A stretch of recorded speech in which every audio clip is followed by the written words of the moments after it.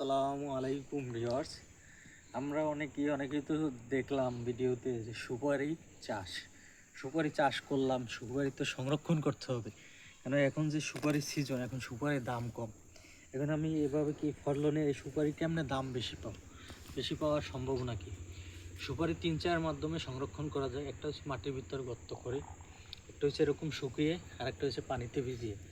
সব থেকে বেস্ট হয়েছে ওই দুইটা আইটেম। আপনি 3 মাস, 4 মাস, 5 মাসের বেশি আপনি মাটি বা পানিতে রাখতে পারবেন না।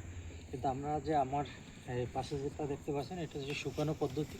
এই পদ্ধতিতে আপনি 1 বছর, 1.5 বছর, 2 বছরও সুপারি সংরক্ষণ করে রাখতে পারবেন। এর মেইন উৎপাদন থেকে শুরু করে এর টোটাল পরিচর্যা সম্পর্কে আজকে আপনাদের সাথে আলোচনা করব। এই যে সুপারিগুলো দেখতে পাচ্ছেন, এটি 2 দিন হলো ছাদে নিয়ে আসা হয়েছে, গাছ থেকে পেরে ভেঙে এরকমের করে এই নতুন করে দেওয়া হয়েছে। এখন এখানে দেওয়ার পরে এটা লক্ষ্য রাখতে হবে, যেটা বেশি পেকে যাবে সেটা এরকমের 3-4টা রৌদ্র খেলে এরকম শুকিয়ে যাবে।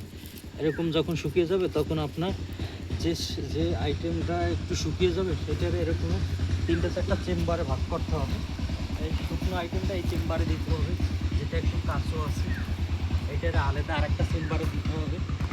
তখন এই 3-4টা ধাপে ধাপে যখন আপনি তৈরি করবেন, যেটা এটা শুকিয়ে গেছে, এটা আরেকদিন রোদ খেলে এটাই সংরক্ষণের 100% পদ্ধতি অবলম্বন করা হয়েছে। এটি সোলার উপযোগী।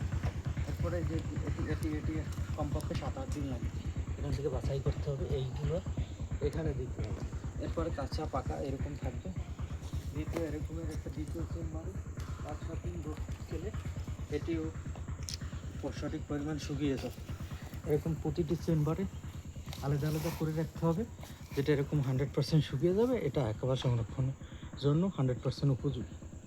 দ্বিতীয় চেম্বারটাও 4-5 দিন পরে এরকম শুকিয়ে যাবে। যখন আবার নতুন সুপারি দিব, তখন আর এই কাঠ বাঁশ দিয়ে আরেকটা নতুন চেম্বার করতে হবে। ওই নতুন চেম্বারে নতুন করে আবার সুপারি ইন করতে হবে। ওখান থেকে এরকম 3-4টা চেম্বার যখন করবেন, যখন শুকিয়ে যাবে, তখন এরকম কানের কাছে যে এই সুপারিটা দেখতে পাচ্ছেন, এরকম যখন আপনি হাতে ধরলে যখন এই যে একটা কাঁচা সুপারি, পাকা সুপারি, একটা শুকনো সুপারি, এটা অনেক ওয়েট। আর শুকনো সুপারিটা এরকম হাতে ধরলে হালকা এবং এরকম লড়বে, প্রায় সুপারি এরকম লড়বে, তখন আপনি বুঝে যাবেন যে এটা সংরক্ষণে 100% হয়ে গেছে। এবং চাপ দিলে মচমচ করবে এবং এরকম ধুলা উড়বে।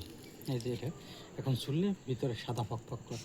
আর বিশেষ করে সংরক্ষণে তো আপনি এরকম ছাদে বা মাছায় এরকম করতে পারেন, তার সুপারি কালার 100% সুন্দর হয় এবং অধিক সময় সংরক্ষণ করে রাখা যায়।